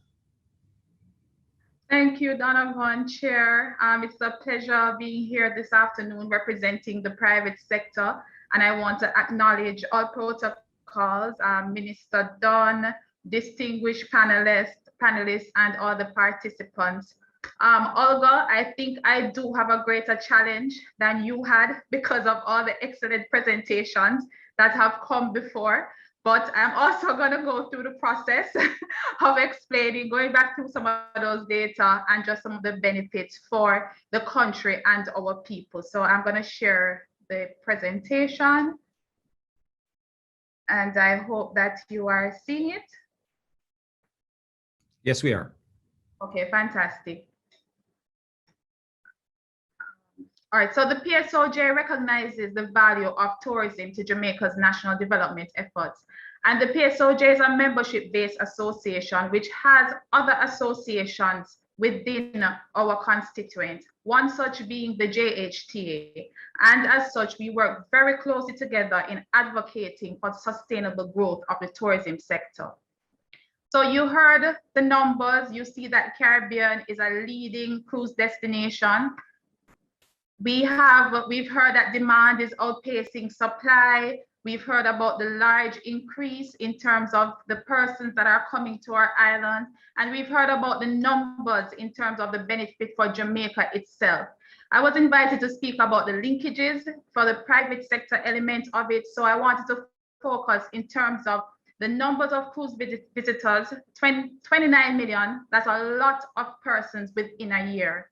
And the average spend of US $115 million and an average cruise spend of US $45. So these numbers, when you think about linkages, it's very important. Then what we want to share today is that it is an opportunity, Homeporting, and we need to position ourselves and retain, not just get it now while we're in this period of crisis, but once we're looking for the opportunities out of this pandemic and how do we retain Jamaica as a Homeporting destination into the future. And not only do we want to have the Homeporting on its own, but we have to ensure that we create the linkages to benefit our industries and our people. And Jamaica, I believe, is very unique in providing that value in offering respective communities the benefits of Homeporting from the five locations that we've heard mentioned today by the ministers and others as we speak about multi-porting destinations. So Homeporting impact can be very significant for Jamaica, and we've heard it. The cruise purchase of goods and services, longer stay in the city, the spending of not just the passengers, but the crew members, and of course, incorporation of unique local and culinary experience and specialized products as part of the onboard guest experience that these cruise lines would want to offer their passengers and guests. So we've heard the data, and the money is very important. So again, a cruise can carry up to 6,000 passengers and 2,000 crew members, with an average spend of between a low of $34 US and US $190. And in a study that was done, it showed that 95% of cruise passengers actually disembark, of which 67% makes at least one purchase and 57% purchases a shore excursion. So the opportunities are boundless. And we see these through the Homeporting, the spend of our passengers, the crews, and the cruise line operators themselves. It would have been said by the presenters before, so there's the excursions, the food and beverage at the restaurants on the onshore, local craft and souvenirs, clothing, the taxis and ground transportation, shopping through the watches and jewelry, liquor, perfumes, and cosmetics. And of course, with them overnighting, entertainment, the nightclubs, accommodation and lodging. And then there's the primary produce and seafood and other food and beverage that is utilized by the cruise line, the fuel and supplies, warehousing opportunities, local ship chandlers and suppliers. When I saw that, I was like, this is probably an area where I can go into to provide that service for Jamaica and the rest of the region, and other technical suppliers. So when I looked at the data, some of the top 5 areas of average spend for Homeport passengers and crew members were broken down as follows: lodging, excursion, perfume and cosmetics, watches and jewelry, entertainment, and nightclub.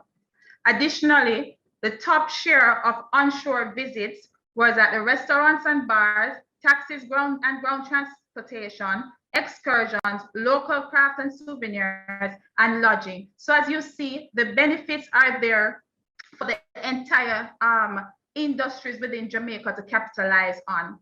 I read that cruise lines, when it comes down to the food, that cruise lines carry 7 pounds of food per passenger and crew per day sail, and can have an inventory of over 1,600 items. When you think about those numbers, it is a lot. And no one supplier in Jamaica can meet these numbers, but it is an opportunity. And even if we can get 1% of that pie, it makes a big difference in our GDP. So on screen here, when I was doing the research and I see the variety of food in inventory and just the numbers, the opportunities that are here for our food and beverage sector is great. I looked at the list and there are very few items that we don't have here in Jamaica to offer. So I want these numbers to be shared widely, because being able to take the advantage of Homeporting, the other industries, the link industries need to be aware of these opportunities and what numbers we're talking about and how the type of investment that would need to take place to take advantage. So this is just one cruise line, and you heard about drinking water. 450 cases of champagne per week. We can replace that with local alcohol. Then chicken, eggs, potatoes and beers. We have these industries in Jamaica. Talking about coffee and a market for our world brand tasting high quality coffee. There, as I will say again, tremendous opportunities for the manufacturing sector. And I was pleased to hear earlier, because I know that UWI, through the COVID-19 task force, had noted the importance of the GOJ developing a homeporting policy that would factor in the multi-sectoral opportunities that exist to include manufacturing, agriculture, and other service providers. So Joy, I was happy to hear the news that this is under development, and we look forward to contributing when it becomes necessary to those policy conversations. But we believe robust partnership is required through the agricultural sector, along with other value-added services, which can facilitate the increased supply and production of the high-quality agricultural products that need to go on board these vessels. And it was said before by all the other speakers, in terms of that offering that unique and authentic product and services. And I know Jamaica is known for its creativity. We are known to do unique things, and we can get it done to cater to the homeporting cruise industry. So we want to reiterate the call that has been made by the Minister of Tourism and certainly Minister Dunn this morning, in terms of widening the breadth of earnings that we can capitalize on from the cruise industry through new innovation and activities. So there's definitely room for investment to feed into this industry. And we mentioned before that it's not just about the big players. It's about getting the SMEs involved in the process as well, getting the communities involved in the process. So we want to ensure that whatever we're doing from a policies perspective and an implementation perspective, that it is all inclusive. So one other area that we know will be required is that as we venture into this field, training and upskilling, occupational skill training is also important. We heard about the employment numbers, and we can also, you've heard about our unemployment numbers in Jamaica as well. And this is an opportunity where we can train and upskill our people to take advantage to work more in the cruise industry. So public-private sector partnership is the way forward. Dialogue is critical in ensuring Jamaica's ability to adapt and capitalize on the benefits within the cruise sector. We all know that the pandemic has revealed no more than ever that we need to pivot, and that is critical survival in any industry. And our approach to the cruise travel sector and homeporting specifically is no exception. So To capitalize on the opportunities, we must ensure that our private sector is first and foremost aware of the opportunities, that they understand the cruise shipping supply chain and how to integrate, that they understand the sourcing patterns, the procurement consumption patterns, and the delivery patterns, and know what to expect and how to negotiate these contracts. And also to understand that we won't be able to fulfill it probably as one supplier, whether it's goods or service. And it provides an opportunity for us to work together in clusters to meet some of these demand and supply what is needed. And we also need to understand as a private sector the key factors for consideration, and that is building trust and quality relationship with the persons within that industry. And that price matters, quality matters, flexibility matters, and timeliness and reliability. So I thank you all again for the opportunity to present, and let's not miss the boat. Thank you. Well said. We don't want to miss this boat, amiga. We don't want to miss this boat at all. Thank you. Very good presentation as always.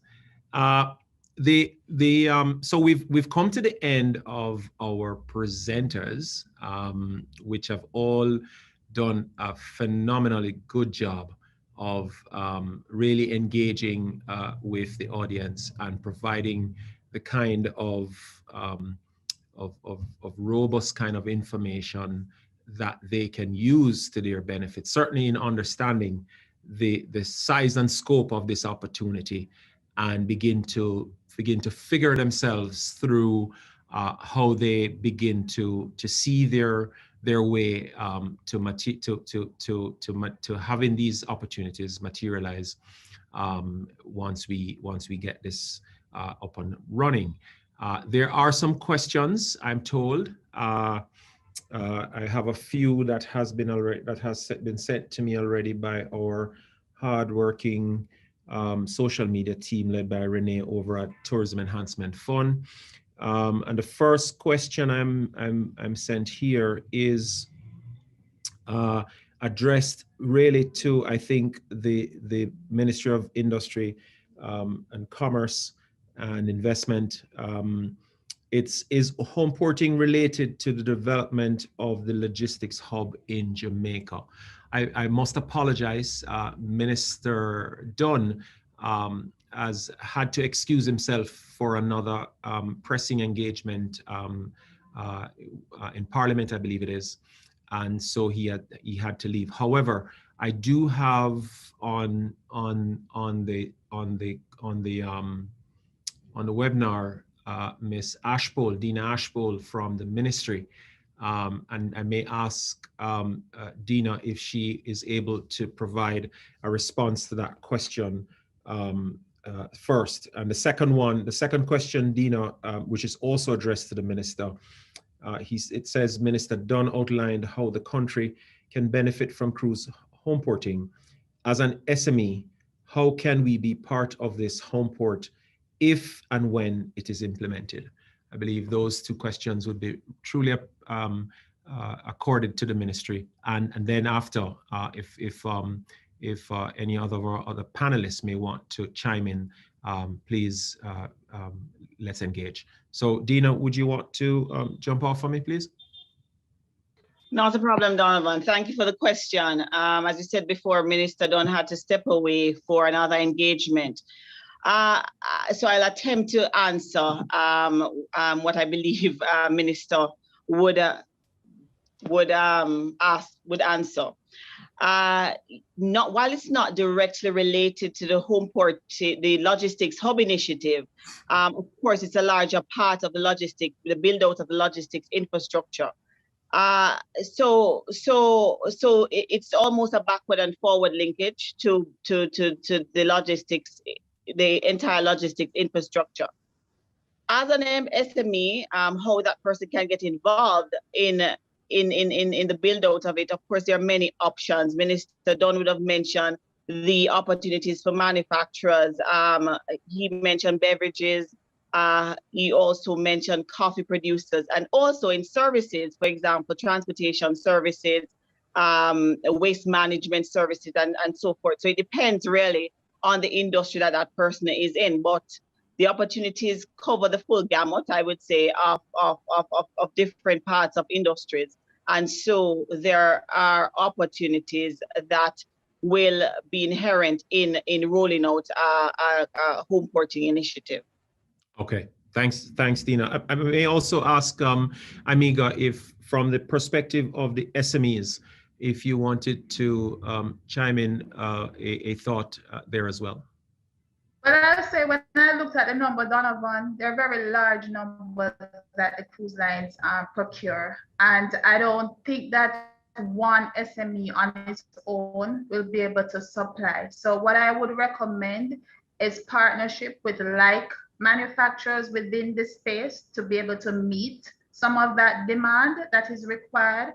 And also in terms of working with larger companies, but I hope you're hearing me, because larger companies might find it much easier to get an inroad in with the cruise lines.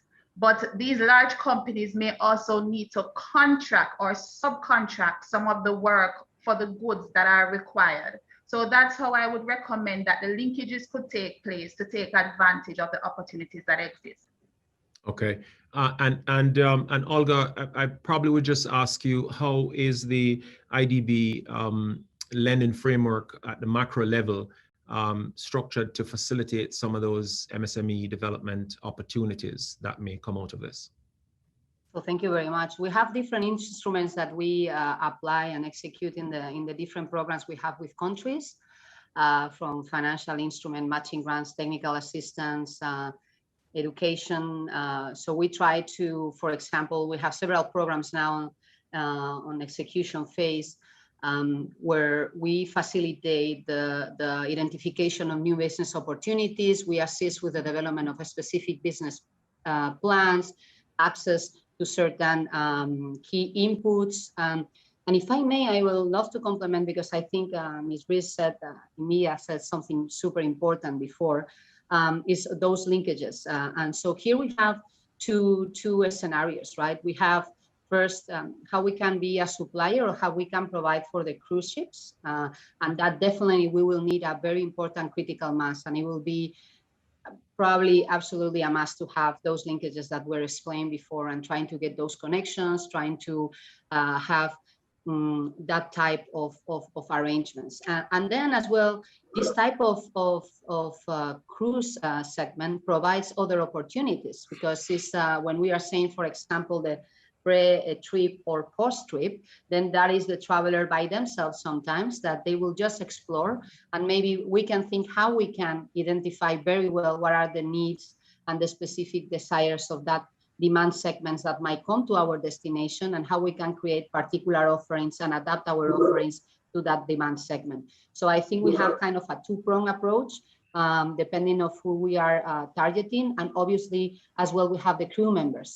So I think one very important thing is being very much aware of the type of needs that you need to fulfill, having a very specific business plan in order how are you gonna to provide and you're gonna meet those needs from every aspect, from quality product, from how are you gonna access that demand segment, how are you gonna communicate that you have the possibility of fulfilling that need. And I think there are many programs that I think rather the government can put in place, and obviously with the help of IDB, we have a very broad range of programs, even with matching grants to address specific market failures, that we will love to be able to collaborate and to partner with the government of Jamaica in trying to facilitate this business ecosystem. Awesome. Thanks, Olga. I'll come back to you in a few on the issue of grants, because I think that may strike a chord out in the question space. But before I do that, I'd love to pull my colleague Joy back in a bit. There's a question here. It says, is there a timeline for meeting with purchasers to explore this homeporting opportunity? Also, what are the specifications for non-edible products, including packaging and delivery? Thank you, Donovan. And that's an important. What we're presently doing is we're presently speaking to the cruise lines and asking and speaking to their procurement divisions to ask them to give us an idea of what it is they will really need to Homeport in Jamaica. And as a result, and not only Homeport, because even the ships that are coming in, there are some items that we could sell them. We could do a little more than we were presently doing. So we've asked them for those lists, and we're looking forward to getting them. And once we get them, then we'll work with the linkages network to see how we can participate with the PSOJ, the JCC, and the Manufacturers Association, and that sort of thing. We should have, I think we got one cruise line's information already. We should have most of them by, another month or so. Okay, thanks, Joy. Mark, this one I wanted to drag you in on. What additional infrastructure is required for Jamaica to fully offer home porting services? Also, what of the consideration for natural disasters, specifically hurricanes, that are prone here in the Jamaica and indeed in the region? Okay, thank you again. In terms of infrastructure, we have the berthing capacity already. So it would be on the operational side that we would need to put in things like larger baggage scanners for the terminal. So we have scanners now in place at all our terminals, but there are the smaller ones. So if we're going into Homeport in a bigger way, we would have to now equip the other terminals. Montego Bay has some already, but we would need to get larger scanners. When I think of infrastructure, that is what I would think of first that would need. But in terms of berthing capacity, all of that is in place. And in terms of knowledge, that we have the capacity for knowledge. In terms of hurricanes, we're always going to have the threat of hurricanes, and it's going to be associated with some form of disruption. What I can say is that in terms of business continuity, we are able, for the categories that we have faced over in recent times, we are able to return to business within a few weeks with pretty much ready. As a matter of fact, for all the disruption that we have faced in the past 10 or so years, a couple of days after, cruise lines are calling us asking if we're ready. So I don't see us being significantly affected unless we're looking at direct hit by something like a category 4 or 5 hurricane. But we are ready. We have disaster manuals in place. We have a security disaster committee which meets regularly in all the terminals. And we have an interagency relationship where we all collaborate on what are the responses. We work closely with the municipal authority and the disaster committee. We actually sit on those committees to strategize responses to any disaster, including hurricanes. Okay. I hope that is a question. On the issue of infrastructure, Mark, and here, this is one from me on a bit out of left field, really, and it's because I know that you are quite capable of holding your stump at the wicket. There are some interesting ports around Jamaica that are non-operational, certainly not for cruise lines. I think of St. Thomas out by Bowden. I think of Hanover, and I think of Black River, all of which have been spoken about in different forays in the last year or two. Is there plans to resurrect those ports and bring them into the realm of increasing the multi-destination opportunity for porting in Jamaica? What I can say is, as part of the Ministry of Economic Growth and Job Creation, we're guided by the government policy, and whatever direction the government takes with development of additional ports, we are ready. We have demonstrated the capacity with Port Royal. We did that without an international partner. We did that locally. So to answer the question, if the government policy directs us there, then we are ready and prepared. I am personally excited about Hanover. I think Lucy is a exciting opportunity. Black River, another one, but particularly Lucy, I think, would provide a link with Negril, which has a wonderful name and image for a segment of the market. So yes, I'm excited about that, but I can't say that there is no a template unless the government policy directs us there. And so if the Ministry of Economic Growth and Job Creation dictates that, then we are ready. Okay, great answer. The one before you mute, Mark, there's one more here for you from out in the social world. Sustainability, on the issue of sustainability, what are the long-term risks associated with home porting? And that could also be shared with Olga as she sees it from a more international perspective as well. In terms of risk, I can't put my hand on a risk immediately. I see many opportunities with home porting. Cruising, there's always environmental impact for any activity of that nature. So that's what I would identify as potential risk. But if we are consistent with our international protocols, then we're able to minimize those risks. But I could not honestly pinpoint a risk to the business or to the island in terms of home porting, except if we're taking business away from a now established home port, they may want to employ strategies to take back market share if we were supposed to get into their market share. But in terms of a risk, I couldn't identify one. Okay, Olga, do you want to proffer anything in relation to what you see as some of the global instances of benchmarks that could be regarded as things to look out for as risks? Definitely. Thank you so much. I think some of them were already mentioned in my presentation and now addressed by Mr. Hilton. I think that the part of the environmental challenge is going to be important, very important, and as well how it affects to other factors of attraction. We know that many destinations, particularly Jamaica, has many nature-based factors of attraction that are the core of the tourism visit and the tourism industry development. Many others, because we know you have amazing culture, heritage, and other market segments, but we know that there is a big part as well that relies on natural capital, so and all the environment. And as we have mentioned before, now demand has a strong preference, much more than before, and it has been indeed, according to travel sentiment analysis, reinforced by this pandemic. So I think that is something that we would like to see. How this is compatible, there are some market segments that might not appreciate in a precise, specific destination to navigate between some factors of attraction that could see this type of activity. And this is something that needs to be maybe thought of how we can manage.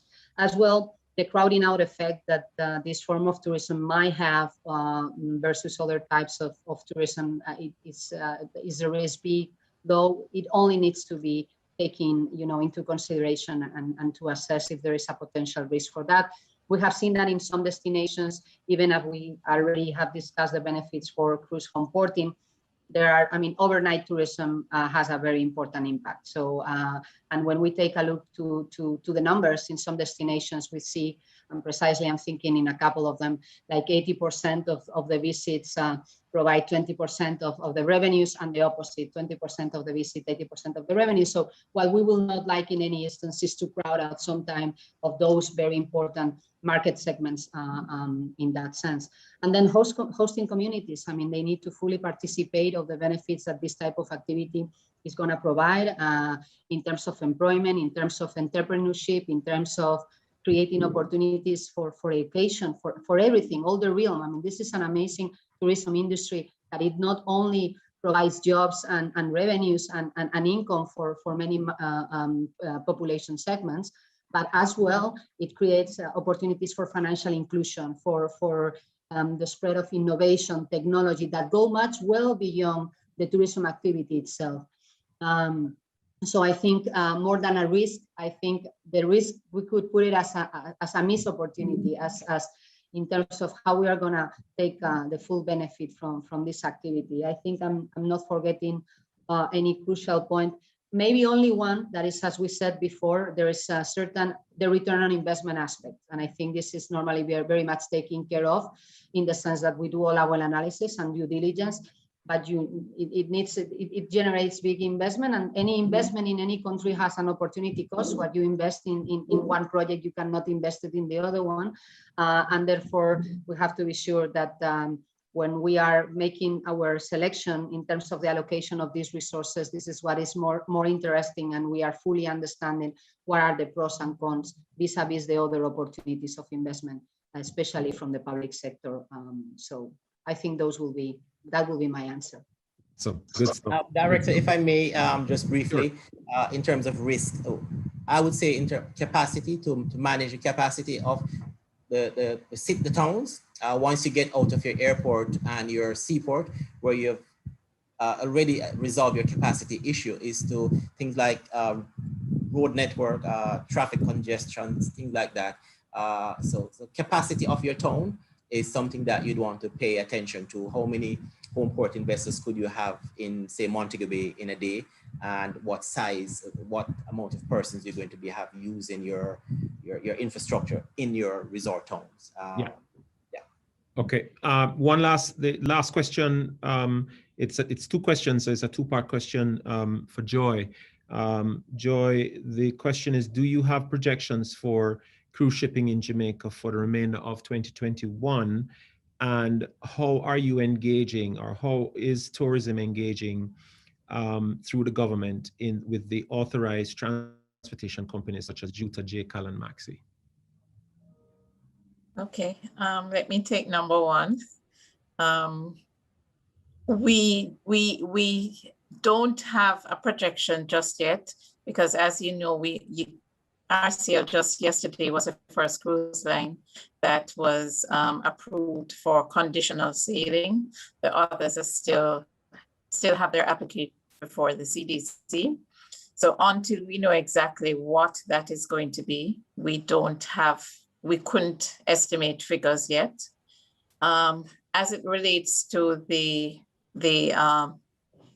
SMEs, specifically our contract carriage operators, we could not answer definitively yet what that is going to be, because we are still looking at what the protocols are, what the protocols approved have been.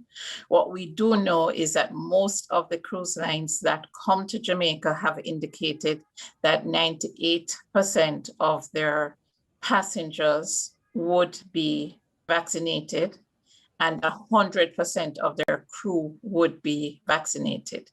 That means that we don't know what the protocols locally are going to be then, but basically and Mark would probably be able to help me from the Ports Authority on this subject. We have to wait to see exactly what is approved by the Ministry of Health here, so that we can see how involved they will be initially. Okay, great. Thanks, Joy. I believe Olga wanted to just comment on something before I wrap. So Olga, you want to go ahead?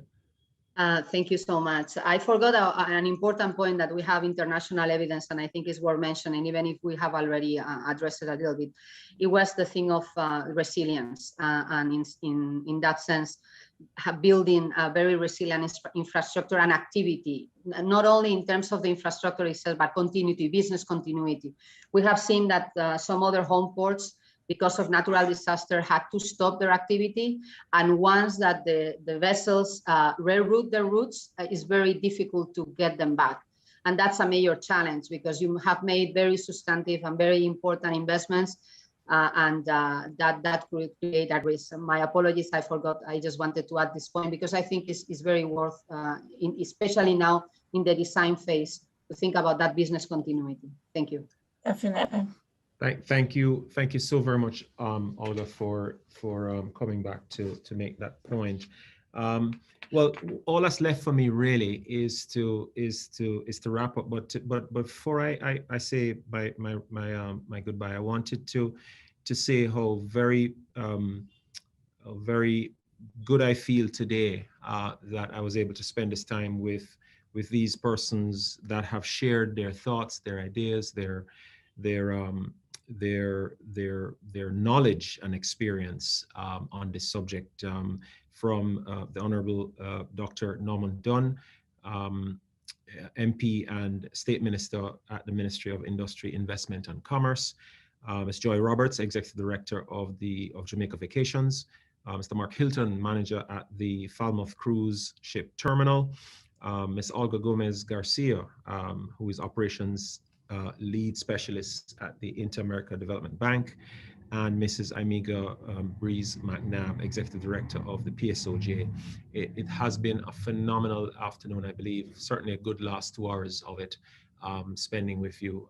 Cruise tourism is vital to the recovery of tourism in Jamaica, and we are perfectly positioned in the heart of the Caribbean, as I like to say, the heartbeat of the world, to offer such services to cruisers around the world. We must continue, though, to showcase our world-class offerings that are ideal for home porting, and to take a collaborative approach that will bring great value to passengers, the cruise lines, and indeed to Jamaica. Home porting will provide greater opportunities to strengthen linkages with other key sectors, such as agriculture and manufacturing. By offering our home base in Jamaica, cruise ports will see increased spend while will benefit small businesses and entrepreneurs across the sector and across Jamaica.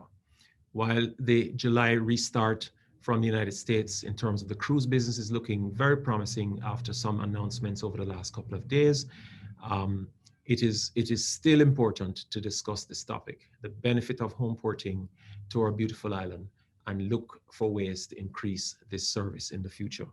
With that, ladies and gentlemen, I want to thank you for your time. I want to thank you for staying tuned to this very important knowledge series put on by the Tourism Linkages Network. It has been a phenomenal couple of weeks. We've raised several extremely important topics. We've brought very erudite panelists to the discussions. Today was no different. I certainly enjoyed moderating it. I certainly enjoyed the timeshare that I've had with these persons now, before, and I'm sure in the future. And I look forward to engaging with you like this again. So until we meet again at another knowledge forum from the Tourism Linkages Network, have a great rest of the afternoon, great rest of the week. And indeed, remember, Jamaica is the heartbeat of the world. Thank you so very much for being with us today. Thank you.